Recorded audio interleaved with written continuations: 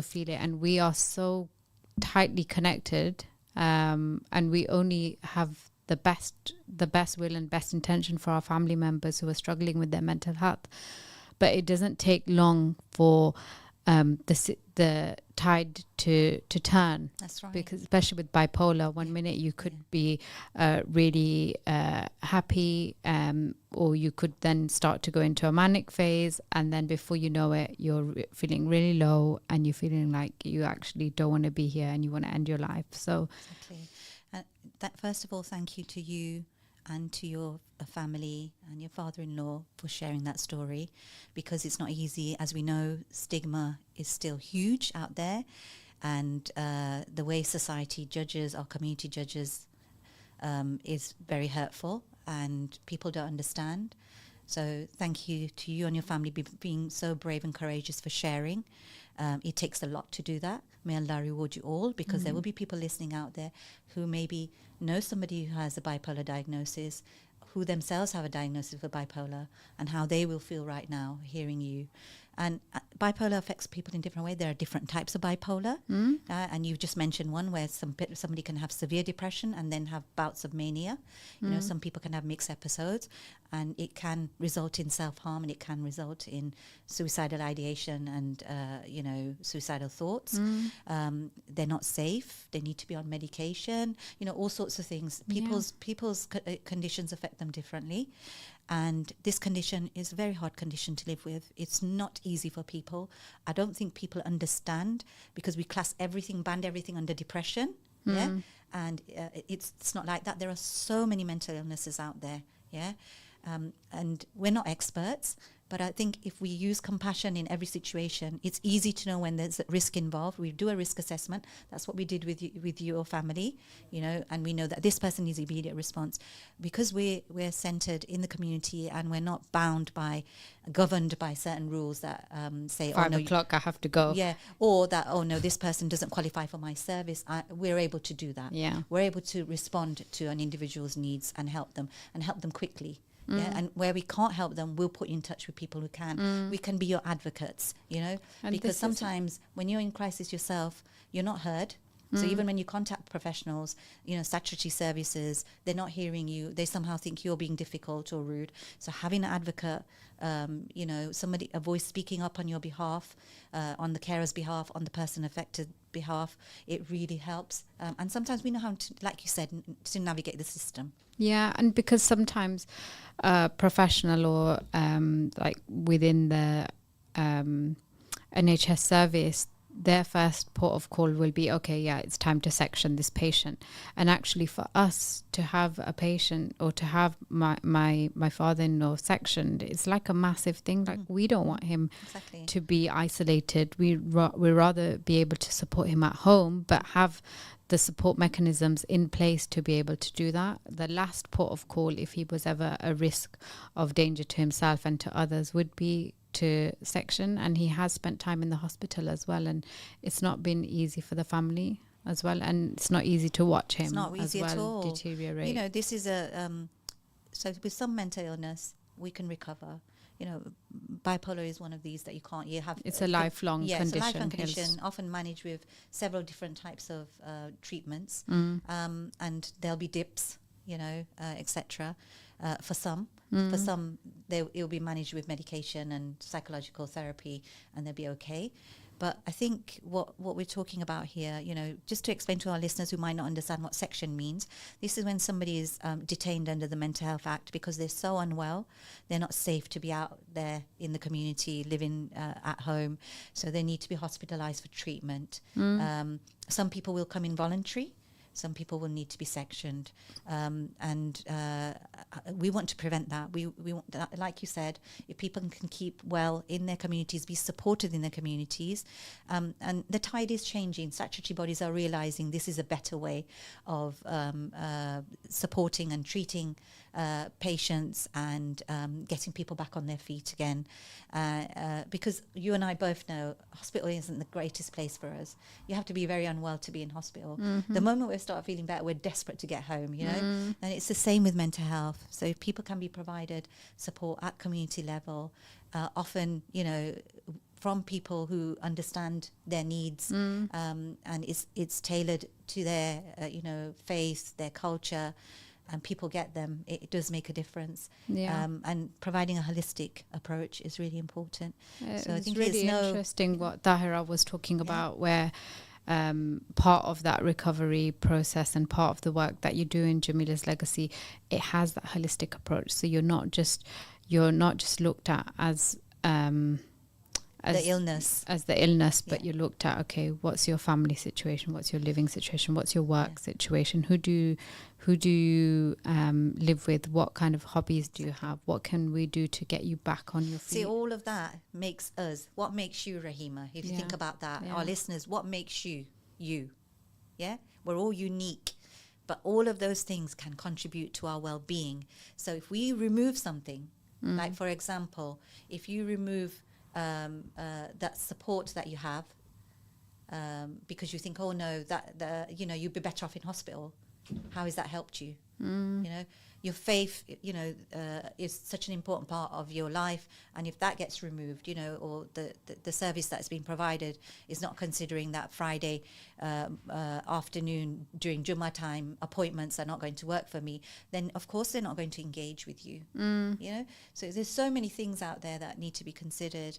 But I truly believe if you take that approach where you take the time to get to know a person, what their needs are, what what matters to them, what are their hobbies, what are their interests, and use all different approaches really helps. A lot of the people that we've worked with then go on to join clubs, physical activity, social groups, go into volunteering, they find work. So and it's they just can continue with their lives exactly. and build on things that they enjoy. So for example, I have a women's hiking group, and we take women out twice a month, and a lot of those women don't have the confidence to go on their own. But by being in a group with other supportive women, they can honestly achieve so many amazing things. I get so happy. I feel it's a community. It's a community where they feel like they have each other. This last weekend gone, they hiked 2.5 hours in the rain with rain slapping their faces, but they did ever so well. They were just so resilient. And if you can do that in life, if you can walk 2.5 hours with the rain hitting your face and still have a smile at the end of it, what can't you do? What limits can you actually have? It's just so amazing. It's amazing. So it can just share a little bit of information about your hiking group, seeing as we are talking about it, because we know that physical and mental health go hand in hand, and we know physical activity is really good for our mental health. It releases what I call happy hormones, so and even having that adrenaline is good in some of those situations when you're trying to climb a mountain or whatever it is you're doing. So even just things like going across a stile or walking through a field where you've got horses and sheep and cows, so it's all really new experiences for the ladies, and they really enjoy just being out in nature. And during Ramadan we've got 2 sessions. One is a mindful walk. So we've got Fatima Marfani, who's going to be doing a body reset and a body scan. So each step that we take out in nature will be like calculated, and we'll have so we'll have a walk around one of our country parks. And then another session that we've got specifically tailored for Ramadan is Pilates in the park. So we're going to be so this doing is Leicester Ladies Hikers. Okay, so follow you on Insta. Okay, back to what we were focusing on. Okay, I know that you might be praying Tarawih, and I know that you've gone quiet, but those of you that perhaps finished or are not praying right now, or are praying later, whatever it is you're doing, we have these yummy vouchers. I know the voucher is not yummy, but the yummy pizzas from Pitfire. So the next caller to text in or phone us, we will be awarding you a voucher for your donation. So regardless what the donation, you get a free slice of pizza voucher from Pitfire, or you have a choice. What's the other one, Rahima? We've got milkshakes and waffles and ice creams. So lots to lots of choice actually for what you'd like when you make your donation. I am pleased to say I have had a bid on the artwork. Oh, Roshan Vali Muhammad has pledged £50. subhanallah. So if Can we have a takbir? Takbir! Allahu Akbar! so at the moment she's outbid Shirin, but if anyone wants to outbid Roshan for £50 for this piece of artwork, then go ahead. Subhanallah. And I have had a message in for the facial voucher, and you have got £25 from Rabia. Thank you, Rabia. Let's see if anyone else outbids you. I think we had a little bit of a technical glitch with the YouTube and Facebook pages, but we should be back online now. And I don't know whether you announced we had a donation of £500. You did, didn't you? Yeah. From Abdul Sattar Chambo. Yeah. I did, yeah. I'm sorry. It's okay. We've got that much going on. So please text in, call in. We really appreciate it. We've just had a donation come through for £30 from Zeb and Nisa. May Allah reward her. Ameen. Mashallah. Mashallah. So, Zebanisha, you can have 3 vouchers. oh, there you go. And you can choose because you get free milkshake from Brew and a free slice of pizza from Pitfire. So there you go. We are going to be announcing our competition winners in the next hour. So not in our show, but the next hour. But just to say, we have made the decisions. Our judges have made the decisions. It was really difficult. So got some really good piece of work. As young as 5 taking part. It was just so wonderful to see. And the poetry as well has been amazing. So that's great. I'm just trying to see if we've got some Mythbusters. Okay. So shall we read out? I think, Rahima, you've got some Mythbusters there. Are they there?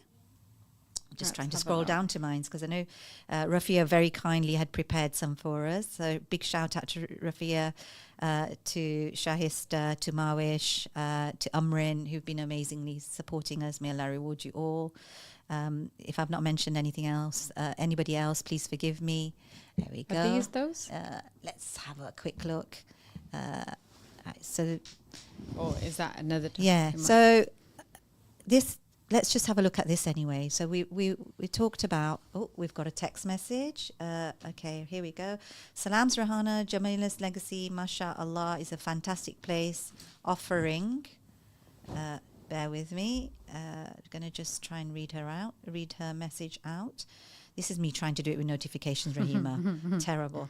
Okay, here we go. Bismillah. Salams Rahana, Jamila's Legacy, mashallah, is a fantastic place offering ongoing support for both young and old. May Allah bless this mental health charity and especially you, Sister Rahana, and your team for your dedication and commitment in everything you do always.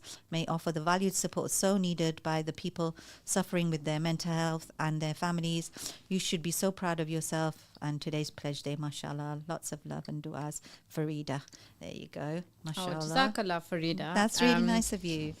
We need du'as, really important. What you got? We have got a bid for Shaz's Subhanallah. artwork. Woo. Someone's bid £100. I think you need to put it up again. We need a takbir. This is from Takbir! Allahu Akbar! Subhanallah. Safa's bid £100 on this amazing artwork called Total Submission. If anyone wants to outbid Safa and pledge £125, then this could be yours. Otherwise, it's going home with Safa. Alhamdulillah. We've got another donation, and that has come through from Hajra. Thank you so much. Jazakallahu khairan. You want to stay anonymous of how much? Hajra will get a voucher to you. And we'll get a voucher to Zeb and Nisa as well. Yeah. And I'm just looking through my messages in case we got any more. Yes, there is one here. Just give me a second and I will scroll. This is the problem, isn't it? Here we go. Subhanallah, you're doing amazing work. Allah reward all the donors. I mean, so somebody's making dua for the donors. Aisha's made dua for the donors. Lovely. Want to say a huge thank you to everyone involved in volunteering earlier at Hartington Road, Hasina's Cakes. I didn't get to personally thank you all, so may Allah reward you all, and all of those that fried and donated food. May Allah reward you. We will let you know later on how much that raised as well. But just to say, that it's not just today that you can donate. If you decide you want to donate after today, you can do that as well. You can go on our website and go to donate. We've got a donate button which will take you to PayPal. If you're struggling to make a payment that way, you can call in the studio and we can take a payment over the phone if you want to do that, or you can do a bank transfer. So it's up to you. And we are taking cash donations as well, but you'll need to get in touch with us now, because we were taking them earlier on, but I think there's less of us in the studio now to receive and give you receipts. So if you want to do that, you've got just contact us separately, isn't it? Right, so I've got some myths. So let's do some myth busting here. So myth number 1, mental illness is rare. Now, the fact is, mental health conditions are common and significant. Disorders such as depression, anxiety disorders, bipolar disorders, and schizophrenia affect hundreds of millions of people all over the world. So it's not rare, it's very common, and it can affect so many people. Myth number 2, mental illness is a sign of weakness. So mental disorders are caused by many factors. So these arise from interactions among genetics, biology, the environment a person grows up in, what kind of trauma they might have been exposed to, and those psychosocial stressors. It doesn't mean that if you have a mental illness that you are somehow flawed or you're a failure, and it is not a sign of weakness at all. Exactly. So Rahima, how many people do you think that if you have a mental illness, you can't do anything? Yeah. Yeah, I can't give you a number, but it's very common that people have that view. There are many of us that are functioning and able to work, able to care, able to give back. Not everybody, it's standstill. And for some people, it may be periods where they have to take a break from their usual life because they need to heal, they need to rest, and they need to recover, and then they're able to come back again. So this fallacy that, if you have a mental illness, you can't do anything, you can't get married, you can't have children, you can't have a job, you can't go to university, it's a fallacy. It's all a myth, In fact, some of the most wonderful people I know in the world, I've told you this before, are people who have a mental health diagnosis, and yet they are doing amazing things, not 100%. Only for themselves, for the world, So 100%. I think we need to remember that. Let's talk about anxiety, because anxiety is one that affects many people. So the myth is that, anxiety is just overreacting. What do you have to say about that? Anxiety and anxiety disorders are two different things, Rahima. Every one of us can get anxious at any time in our lives. We all get nervous. You might have exam nerves. But this is anxiety where it starts to be a bit more impacting on our life. Yeah? So I'm not talking about anxiety disorders. I'm still talking about anxiety, but where it's a common part of you. Often, you get anxious about things very quickly. Some people get anxious about just certain things. Other people, like I said, when I said earlier that I have a generalized anxiety disorder, I get anxious about lots of things and anything. Yeah. Some people might have anxiety about socializing. We call it social anxiety. So people can't come out. People have health anxiety, especially after COVID. A lot of people developed health anxiety, or if they had it already, it got worse. So what do you want to be when you grow up? And it can manifest in different things. For some people, heart beating really fast, breathlessness, needing to visit the toilet a lot, shut down, meltdown, all sorts of things. Lots of tension in the body. There are physical responses as well, which are harmful long term for us as well. 100%. Right, let's bust some more myths. So another myth, medication is the only solution for mental health conditions.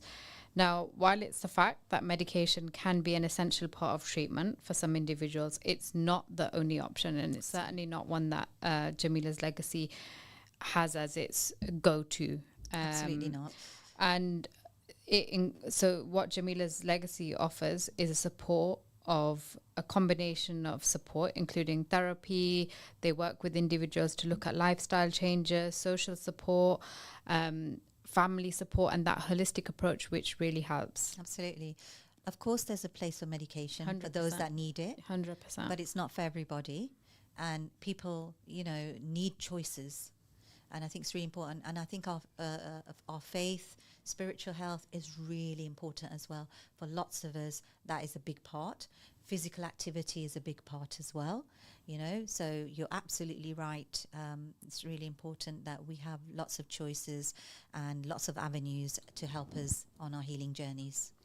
And then another myth that people might carry is that people with mental health illnesses can be violent or are violent. Yeah, so if we look at typically at how mental health was perceived, and sadly in some communities and families continues to be perceived, is that people with mental illness are mad, crazy and dangerous, and media doesn't help that representation of if you look at anything, whether it be representation in news, representation in film, in any form, it's always the dangerous person, the violent person, the person with behavioral issues somehow has a mental illness. Yeah? And that's not necessarily the case. Yeah, it's and often people with mental illness are criminalized. Yeah, when they don't need to because they're misunderstood. I gave you the example of Jamila earlier, who had Jamila earlier, and she was struck off the register, GP register, because they thought that she was being rude. Yeah. So a little bit of understanding that, hold on a minute, what's the situation here? Instead of taking it personal and saying, oh, this person's being abusive to me, I think sometimes there needs to be an understanding. I'm not saying that abuse, violence is acceptable, but what are we doing to contribute to it? Are we making things worse? And actually,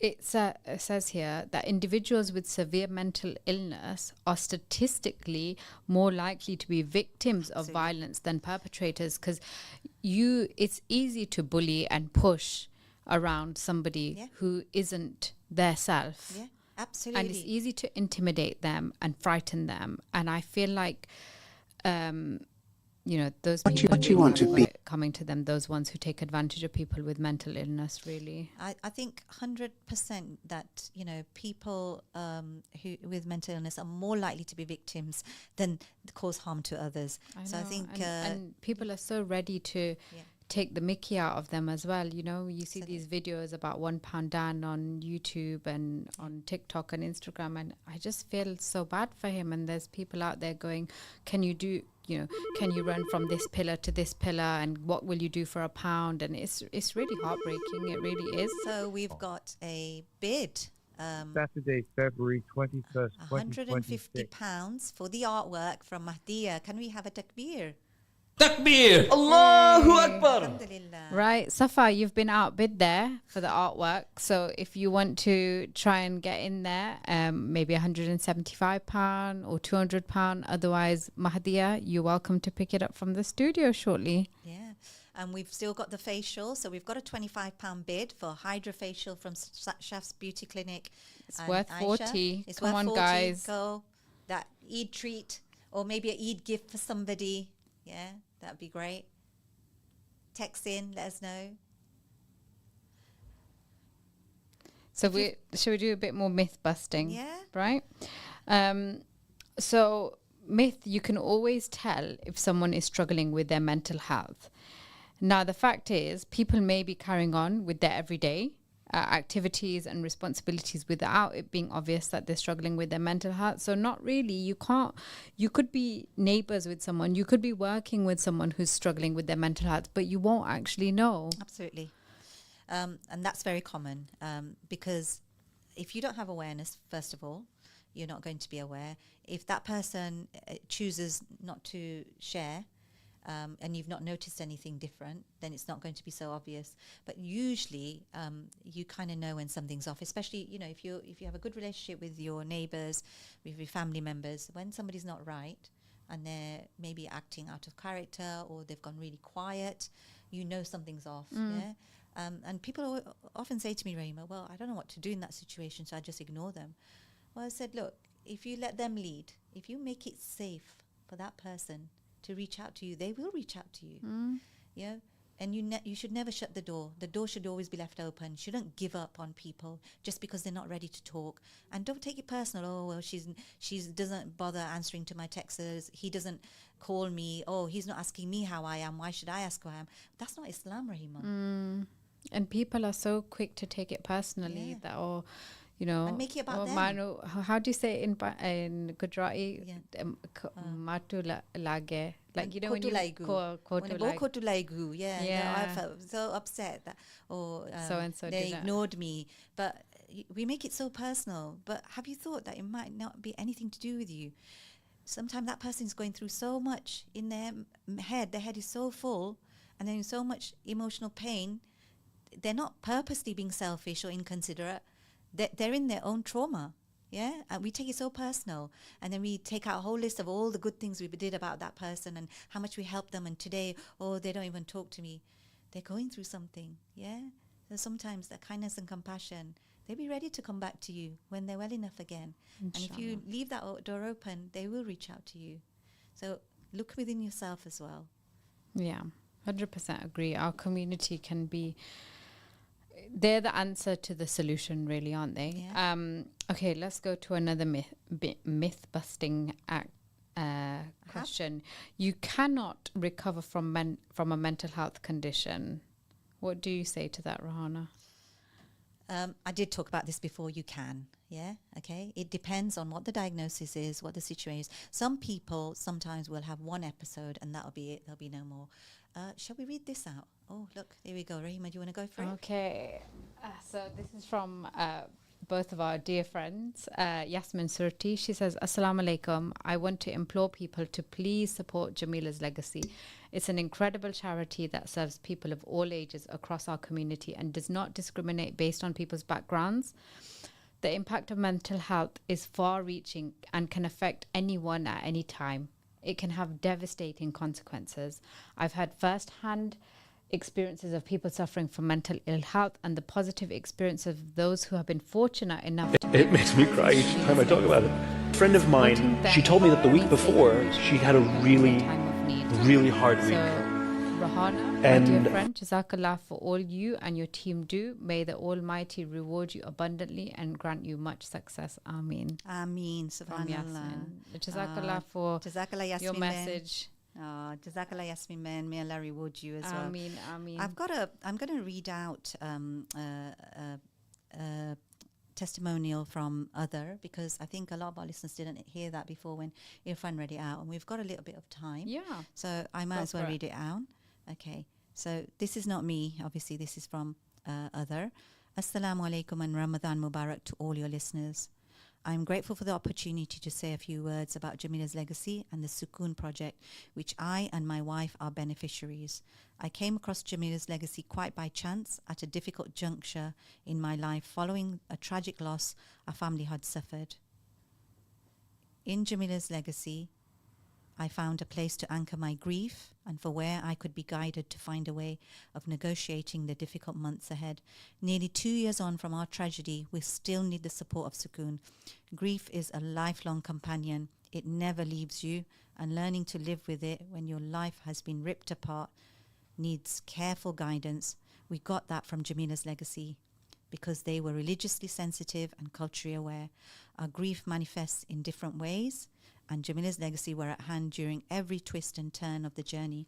It is a journey of a lifetime, but the lessons we have learnt with the help of Sukoon will stand us in good stead. I pray each day for sabr and for acceptance of what Allah has willed. To Him do we belong, and to Him is our return. No one knows if and when they will ever need a service like Jamila's legacy. I certainly never did. But when calamity strikes, they are there on hand to pick you up. May Allah always reward them for their efforts. Ameen. Other Mirza. Subhanallah. Mashallah. Now that's two testimonies there. One from Yasmin and one from Hafiz, other. And it just goes to show actually the impact that you're having, Rahana, with all your work with Jamila's legacy is impacting on people that need it in our community. Long may it continue to be a vessel for transforming people's lives and transforming their mental health. And reuniting families, because actually what you'll find and what you have probably found over the few years is that it can really make or break families. It does. But once they get the support they need, it can really build bridges. Absolutely. So inshallah, it can be a beacon of light to many. Please do inshallah. call in after the break. We're going to take a short break, and Zebi is going to join us, and we're going to have Zainab join us on the call as well. And inshallah other sisters as well.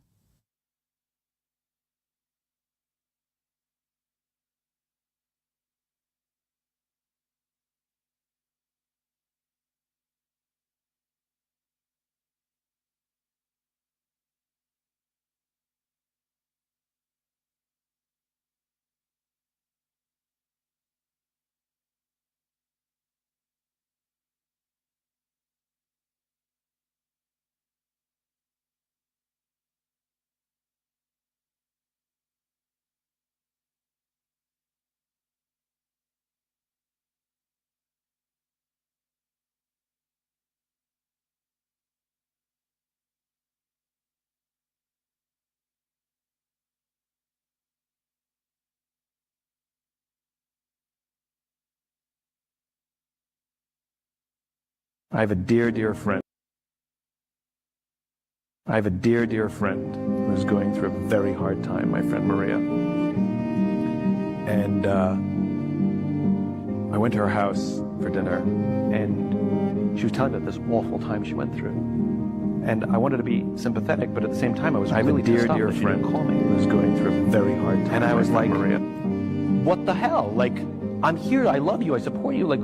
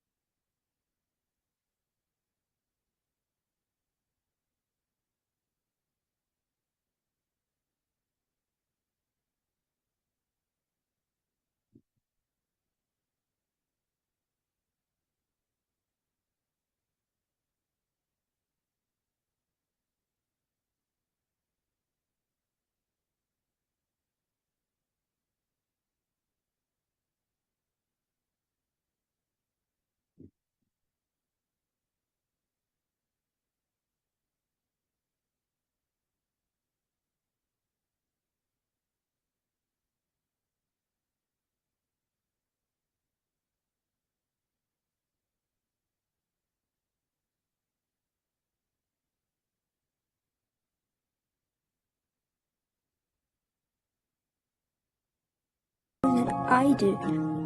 Life is difficult, but you are loved. You are loved and important, and you bring to this world things that no one else can. So hold on.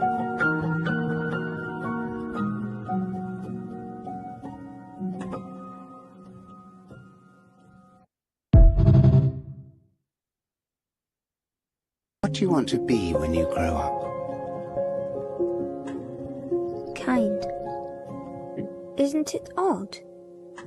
We can only see our outsides, but nearly everything happens on the inside. What's the bravest thing you've ever said? Help. Asking for help isn't giving up. It's refusing to give up. Tears fall for a reason, and they're your strength, not weakness.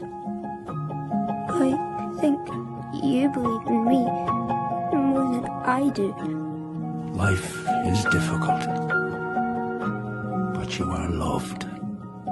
You are loved and important, and you bring to this world things that no one else can.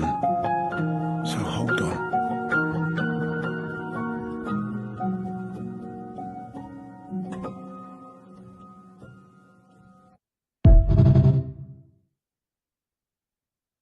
What do you want to be when you grow up? Kind. Isn't it odd? We can only see our outsides, but nearly everything happens on the inside. What's the bravest thing you've ever said? Help. Asking for help isn't giving up. It's refusing to give up. Tears fall for a reason, and they're your strength, not weakness. I think you believe in me more than I do.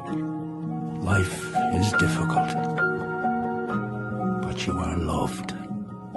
You are loved and important, and you bring to this world things that no one else can. So hold on.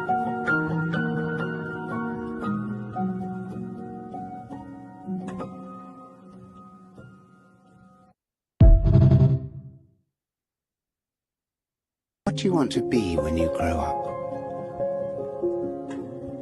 Kind. Isn't it odd? We can only see our outsides, but nearly everything happens on the inside. What's the bravest thing you've ever said? Help. Asking for help isn't giving up. It's refusing to give up. Tears fall for a reason, and they're your strength, not weakness. I think you believe in me more than I do. Life is difficult, but you are loved. You are loved and important, and you bring to this world things that no one else can. So hold on.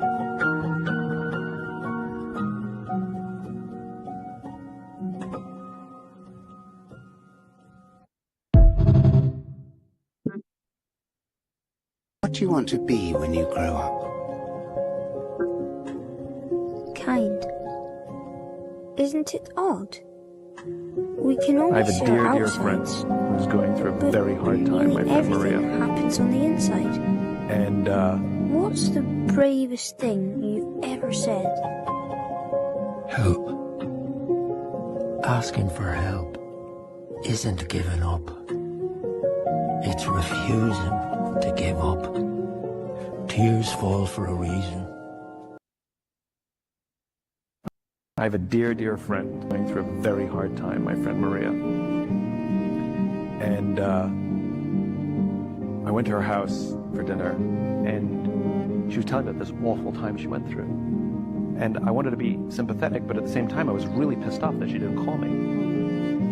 And I was like, what the hell? Like, I'm here, I love you, I support you, like, you're always there for me. Why wouldn't you let me be there for you? Like, how selfish are you? Like, you wouldn't let me be there for you. She says to me, I did. I reached out to you a number of times. And I look at my phone, like the text, she goes, want to come over? I'm like, how the hell do I know that that's a cry for help versus every other time you'd ask me over, which sounds exactly the same? And so she read an article that says that when somebody's struggling, all they need is 8 minutes of help or support from a friend to get them back on track. And so we came up with a code. We write to each other, do you have 8 minutes? It means I need you. And anybody can step out of a meeting for 8 minutes to be there for a friend. I have a dear, dear friend going through a very hard time, my friend Maria. And I went to her house for dinner, and she was telling me about this awful time she went through. And I wanted to be sympathetic, but at the same time, I was really pissed off that she didn't call me. And I was like, what the hell? Like, I'm here, I love you, I support you, like, you're always there for me. Why wouldn't you let me be there for you? Like, how selfish are you? Like, you wouldn't let me be there for you. She says to me, I did. I reached out to you a number of times. And I look at my phone, like the text, she goes, want to come over? I'm like, how the hell do I know that that's a cry for help versus every other time you'd ask me over, which sounds exactly the same? And so she read an article that says that when somebody's struggling, all they need is 8 minutes of help or support from a friend to get them back on track. And so we came up with a code. We write to each other, do you have 8 minutes?